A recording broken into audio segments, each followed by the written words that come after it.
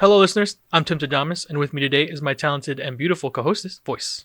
Good morning, Timstradamus, and welcome to all listeners to the alcove of astonishing stories. Voyse and I enjoy reading and talking about stories from the internet that are interesting, funny, and dramatic. Because of our love of stories, we've come together and created this channel to share with you those experiences. And hopefully give you some food for thought. Well, why don't we get right into the stories while I enjoy my morning cup of brew. Oh, what are you going to enjoy this morning? Hot coffee. They don't know.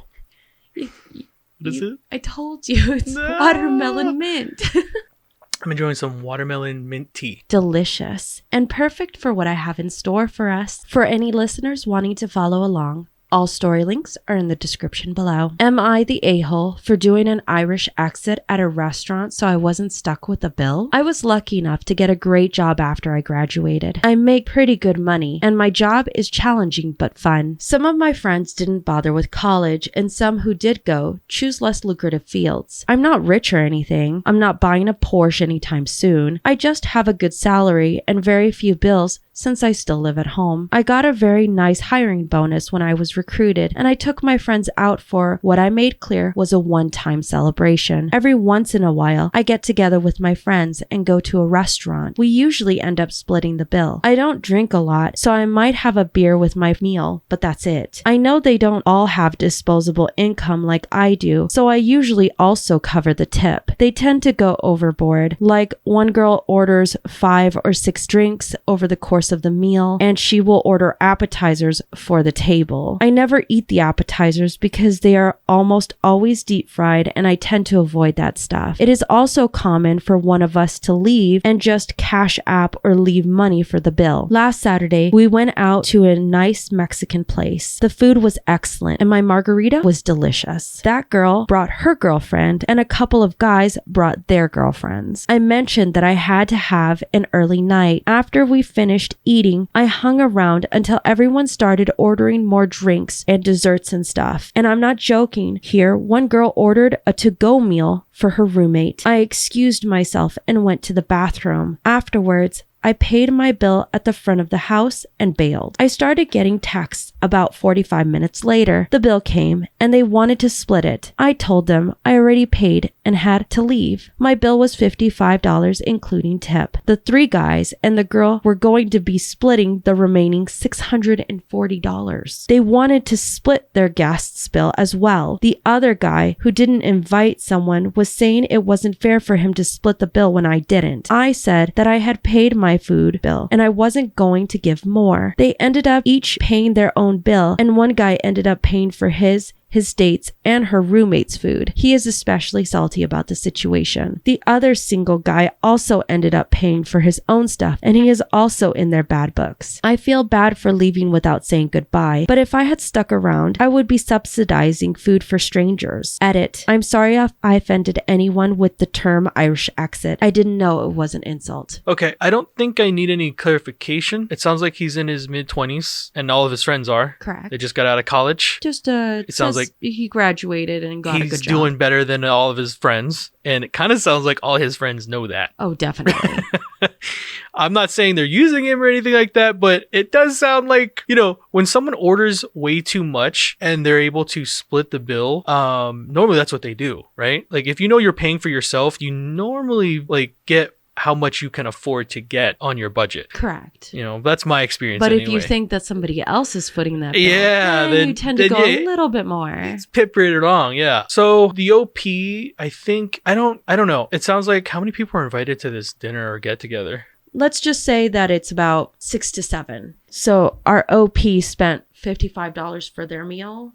With the additional $640, it would have been split about $100 per person. And his meal was only 55. Correct. Okay. Actually, no, because technically the roommate and his girlfriend wasn't paying $139 per person.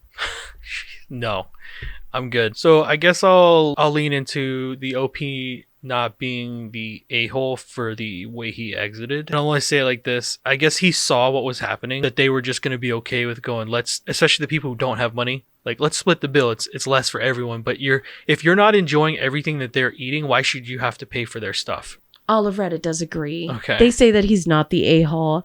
They say that he definitely read the situation right. And the fact that people are salty because you have two single people in a group who called it out where they're just like, we're not going to pay for other people's stuff. We came here to enjoy this time with you. We'll pay our own stuff. Sure. And then they get upset because the guy wants to bring his girlfriend and her roommate and essentially treat them on everybody's wallet. Yeah. Is a bit rude. Yeah. But definitely OP is not in the wrong here. Yeah. Especially since he did tell everybody that he was leaving early. So it looks like we had some friend drama at the bar. So let's see about some family squabbles. And for our next story, we have, am I the a-hole for scolding my daughter for letting the dog run away? My girlfriend Sarah and I had been discussing taking a road trip for a while due to the stress we had both been under. It was my 9-year-old daughter Emily's weekend with me, so it meant she'd be coming along with us. We decided to make the trip on Emily's weekend with me, and Sarah's Yorkie puppy Daisy had to come along. I informed Emily that she had to stay in the car and watch Daisy while Sarah and I made a few stops. Emily seemed to understand and was content playing on her iPad and eating snacks. After a few stops, however, Emily started acting strangely. I asked her what was the matter, and she said she was getting bored. I told her, sorry hun, but she knew what she was in for the get-go. We could all do something together later. Emily reluctantly agreed. At one point, I stopped at a gas station to buy a drink, and Sarah went to use the restroom. When I returned, not even 15 minutes later, the back door was wide open and Emily was crying next to the car. Daisy was gone. Emily confessed that she was bored and wanted to get out of the car, and Daisy jumped out. Traffic was too busy for her to run after him. We drove around looking for Daisy with no luck, and Sarah was inconsolable. I was so angry and disappointed with Emily that I couldn't even look at her. I tried to explain to her why what she had done was wrong, but she just kept crying. The road trip was cut short, and I dropped Emily back at her mom's house. Emily was really upset, but I was still mad and couldn't speak to her. I was too mad to even hug her or say goodbye. Her mom called me cruel and conniving, but I told her it was awful what Emily had done to Sarah's dog. I felt so helpless. I wanted this weekend to be good for all of us. Am I the a-hole? Wow, this is a good story. I try. Clarification. This dog is his wife or girlfriend's? Girlfriend. His girlfriend's dog. And they're going on a road trip. Correct. And they brought the daughter along. Who is 9 years Who's old. 9. Okay, she's very young. You trusted a 9-year-old to sit in your car while you're on a road trip. With a puppy. With a puppy.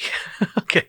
So I hope everyone's hearing what I'm saying. So I'm already going to start off with that. I don't care how much you trust someone, especially when they're a child, they're still a child. You put a lot of responsibility into very small hands. So, oh man, I think unfortunately this one's kind of easier for me to, he's definitely the a-hole. And it sucks because the dog paid for it. Is there a follow-up? Does the dog come back? Did they find him? There is no follow-up on this one. Oh no. Oh, that poor dog. Well, what does Reddit have to say? Well, Reddit does agree. They say he is very much the a-hole. Yeah.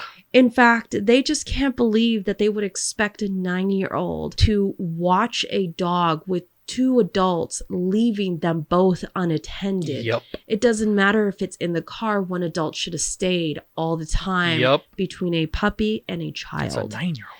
The fact that a lot of Redditors were saying that it is extremely emotionally harmful that this small girl probably feels bad because her not realizing the extent of the consequences to losing this small dog and what it would mean. Sure. Is heartbroken and crying apparently the whole time. Both the girlfriend and the child are inconsolable because the child feels bad she did something awful, and then the girlfriend lost her Never pet. go on a road trip ever again. That the fact that the father was angry at this little girl who clearly this wasn't an intentional move, wouldn't even hug her or speak to her. Yeah. Definitely shows that this little girl's mother was in the right to call him cruel and conniving. There's definitely going to have to be some therapy down the road, probably for both of them, because that's a big moment in both of their relationship together. So, yeesh. Oh, hands down. That poor dog.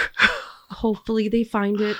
Oh. So, now that we're unfortunately through losing the dog, Let's go to our next story. Am I the a-hole for telling someone they are too fat for a massage? Yes. I, 25 male, work as a masseur for a somewhat small spa and have been doing for 3 years. This week, I had to do something I have never done before, and that is turn someone away. What happened was that we had a group booking for 4 people. As per usual, I grabbed the questionnaire and waiver for the client I was going to take. When I saw her, I became concerned as she was clearly over 400 pounds. Aside from the weight capacity, I wasn't sure if she would have been able to fit on the table, but put that concern aside. For the sake of safety, I decided to weigh her, with the result being she was 465 pounds. With the table's capacity being 495 pounds, I decided to not risk it. In the most polite way I could, I told her that for her safety, I can't service her. As an alternative, I offered our other services where her weight wouldn't be an issue. Unfortunately, she was too upset/embarrassed, and as a result, she and her group decided to cancel their appointment. Because of this, 3 of my colleagues absolutely hate my guts now. They all believe I should have been much more accommodating of her. Am I the a-hole? I don't think we need any clarification on this story. The guy the OP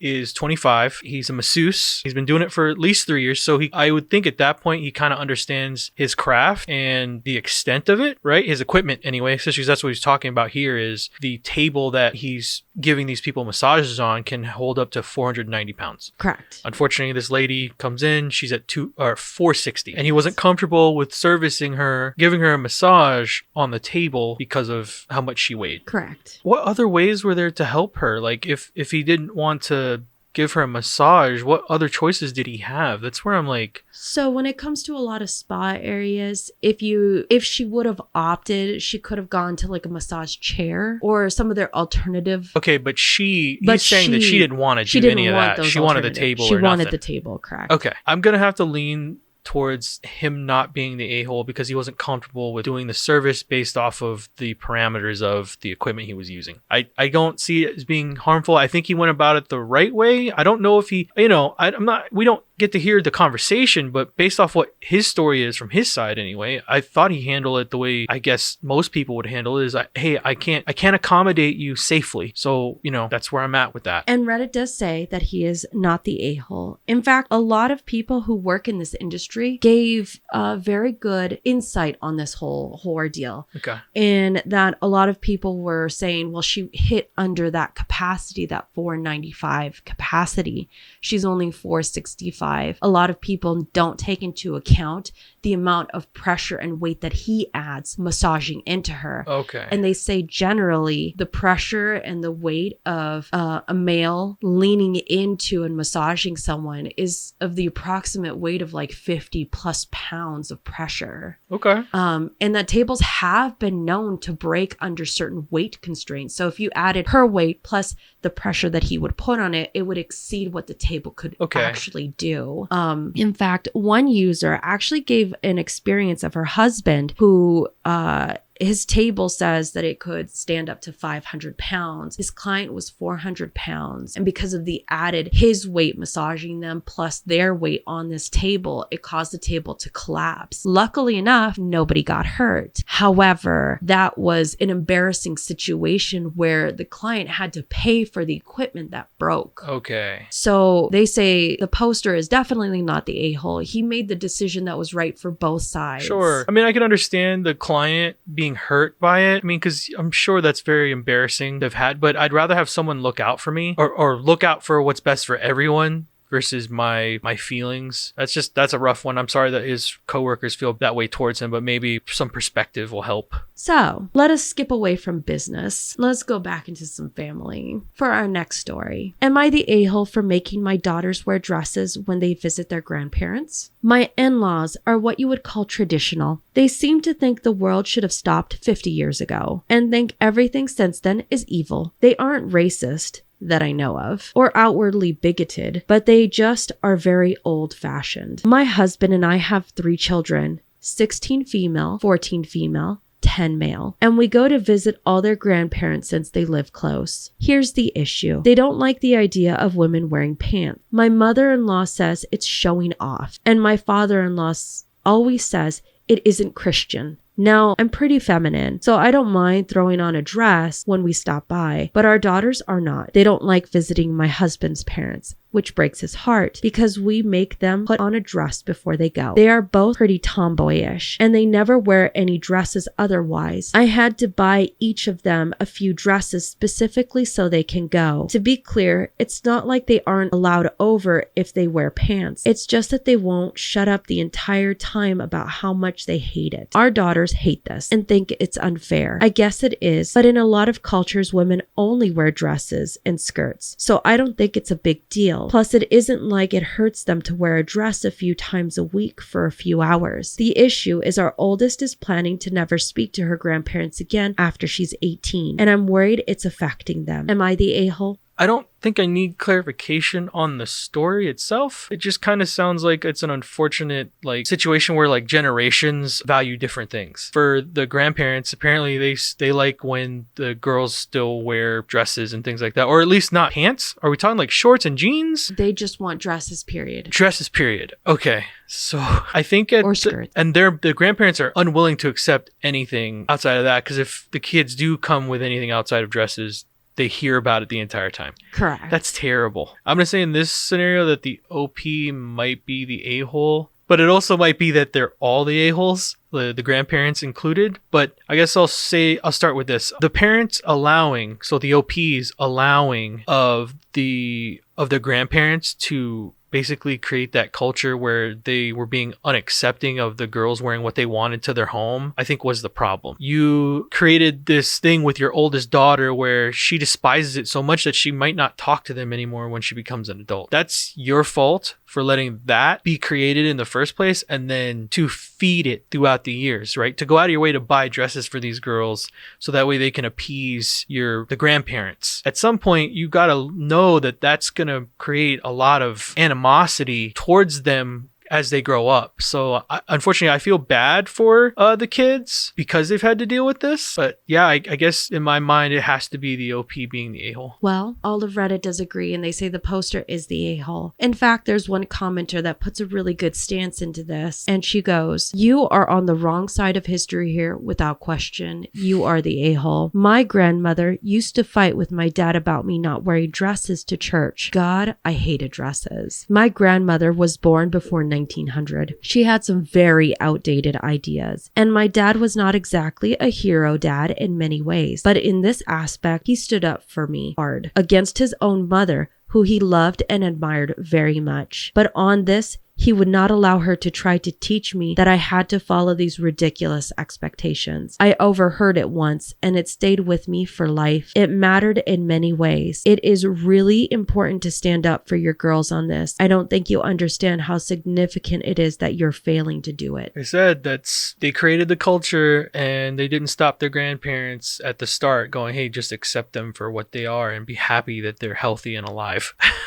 That should be the base, not what they wear. But hey, they're going to learn those lessons when they lose them when they're adults. Oh, hands down. And they'll only have themselves to blame. So I know we had a little bit of strife with the grandparents. Let's kind of twist this back to some in-laws. For our next story, am I the a-hole for confirming my mother-in-law's suspicion that I didn't want her in the kitchen when I cooked? Yes. Apparently, I am still in her doghouse for this, so I wanted an outside opinion. My mother-in-law is not a bad person, but she can be very difficult. My wife, Sarah, has learned to process these things with grace, which I appreciate. I am still learning, but I will get there, I hope. One of the ways she's difficult is that she has some manipulative tendencies. A very common tactic for her is to fake whine that she's not welcome here. I guess I'll go outside, with the obvious implication that we need to comfort her and tell her that she is welcome. I suspect she has some abandonment issues. I ain't a therapist. Again, my wife has learned to deal with this over her lifetime. It's just the way mom is, which is fine. I hate it, and it is a manipulative garbage, but I might do the same thing. My wife and I bought our first home last year, so we hosted Christmas. This is mother-in-law's first time being a guest instead of the host, So I knew we need to be patient with her. She's out of control of the situation. It's hard. Well, it was Christmas dinner cooking time. Our kitchen can be generously referred to as efficient. And I was cooking for 12 people while Sarah played host. And my mother-in-law found every excuse to park herself in my way as I was trying to roast a goose and make 5 sides. I had to ask her several times to move just to find space to chop. Finally, this exchange, recalled as exactly as I can, occurred. Me, hey mom, you could just go hang out in the living room with everyone else. I got this. Her, oh, I get it. I'm not welcome here. Imagine this in fake drama tone. Me, well, yeah, but I figured it would be rude to say it like that. I think she was mad I didn't play along because the facade dropped instantly. She said fine and went back to the other group. I didn't think much of it until she told Sarah this week that she was still mad at me. Am I the a-hole? This is a funny story. I'm gonna say no, the OP is not the a-hole. And he's already referenced it, that she's kind of using these manipulative like tactics to kind of get what she wants from the situation or make it about herself. It kind of sounds to me. And I also love that the OP and his wife both say she's difficult. I love when people describe someone as difficult. If you have to do that, it puts a smile on my face because you instantly understand everyone has that person in their mind or in their life that is difficult.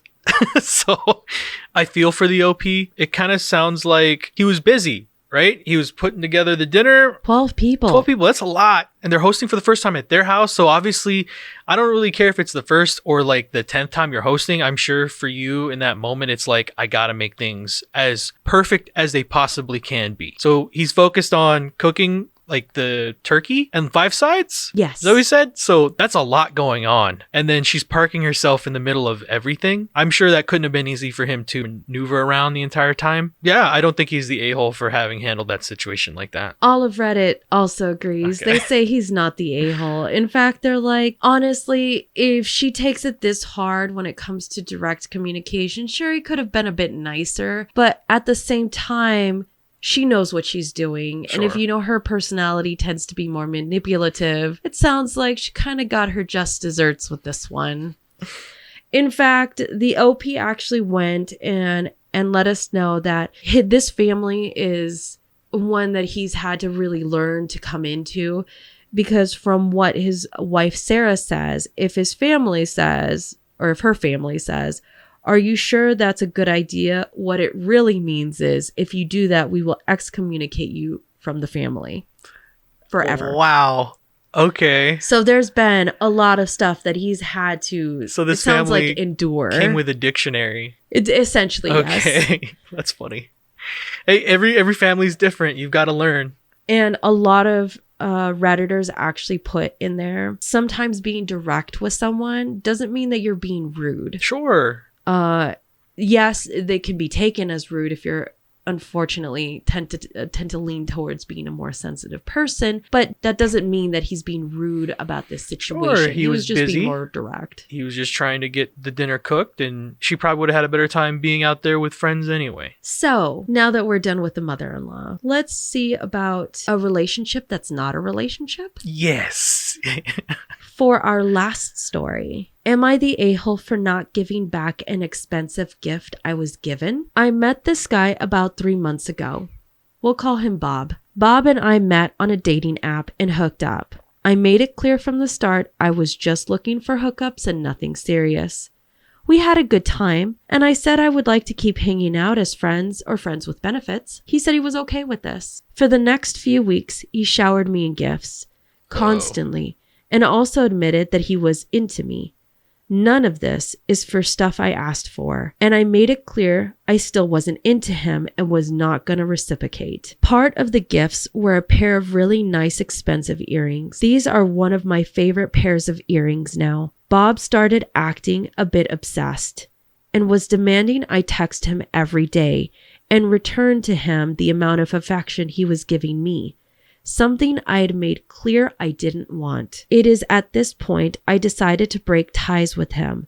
I said that he clearly wanted more from me than I wanted to give to him, and that I wasn't going to change my mind on that no matter what he said. Later, we ran into each other at a play I was attending, and this is when he asked for the earrings back. He told me he'd spent a lot of money on them and wanted them back to give them to someone who would actually return the favor. I said no, that I like them and that he gave them to me. He should not have to ask for them back just because he didn't get what he wanted out of our relationship. He got extremely angry and said I led him on, that he did so much for me and that I never even gave him the time of day. He said I used him for his affections and his gifts and that I was a horrible person for doing this. At first, I was pretty certain I'm in the right, but after his blow up, I started questioning it a bit more. Am I the a-hole? Edit. So just as a clarification, I thought I'd explain a few things people are curious about. So the first wave of gifts were given to me on my birthday, which I did not refuse. Yes. This included the earrings and some other jewelry. Afterwards, the gifts mostly consisted of him buying me expensive nights out, tickets to a show, and the game Hades, which I had been wanting for a while. Though I did not refuse the first wave of gifts, I did try refusing several of the other gifts, saying that it was too much for me and that I couldn't return the favor. He insisted though, and I did end up caving and accepting most of it, except the concert tickets, which I was too busy to attend. If there's more information y'all think I should give, let me know. I wrote this on my phone in the bus, so it's not super detailed. Am I the a-hole? Oh, okay. This one's juicy. So she meets this guy on a dating app. They hook up. But she makes it clear she just wants it to be a hookup. She's very clear about that from the start. This is friends with benefits type situation. Or just friends, because apparently she was chill with him. And so that's where she sets the expectation for this relationship. He clearly had other ideas. He thought maybe enough gifts and things would make her change her mind about you, but I don't think that's on her plate. Now I understand like some people could be upset like you shouldn't have accepted those gifts if you weren't going to reciprocate that feeling, but the truth is, and I hate when people do that, it was his free will to give her those things. Correct. So that's where I'm like that argument's already moot for me. I don't think the OP is the a-hole. She already let him know the expectation of the relationship. This was just a friends with benefits situation or just a friends thing. Him wanting to keep giving her things and expecting something from her was very wrong. And it's weird that she bumped into him at a play. I would be very careful about that because I don't know if maybe it was a bump in or he knew you were going there. I'm not saying anything. I'm not saying anything. I'm just saying be careful. I don't think she's in the wrong for keeping the stuff that he gave. It was a gift. No one forced anything on her. Correct. And based on her additional notes, the first wave of gifts were under her birthday. Yeah, and that's where the original earrings That's really on the guy for thinking he could buy her love. Like, that's where this comes at the end for me. So she's definitely not the a-hole. All of Reddit does agree, and they say that she is not the a-hole at all. In fact, they say it's really gross that he would want earrings that somebody has put on and worn on their person to try and gift it to somebody else so that he can use the same tactic somewhere else. You my new bae. Other people are saying that he was trying to make her jealous by saying, because Really? there'd be no other reason for him to say, I want those earrings back so I could give it to somebody else. Okay, kind of like you're missing out on this. Right. Give me those back. Yeah. Ew. Exactly. All right. I can get that. Ugh. So a lot of Redditors are like, this guy is just very much the skeeve. He definitely tried to buy her affections, and when it wasn't caving and she did the right thing with cutting ties because it got unhealthy, that he was just getting salty and just wanted to do one last stick before he left. Well, good for her for sticking to what she said about how this relationship was friends, not caving into the pressure of a bunch of stuff, because I'm sure that happens more often than we know. I have Just no doubt. protect yourself and be careful. Well, as our stories come to a close, don't forget, you see in the world what you carry in your heart. If you have enjoyed listening to us read and talk about today's stories, please rate, subscribe, and turn on notifications for new content. We will be regularly posting on Tuesdays and Fridays. We'd love to hear We'd love to hear in the comments down below which story was your favorite today. And don't forget, if you post, maybe we'll see it on the internet.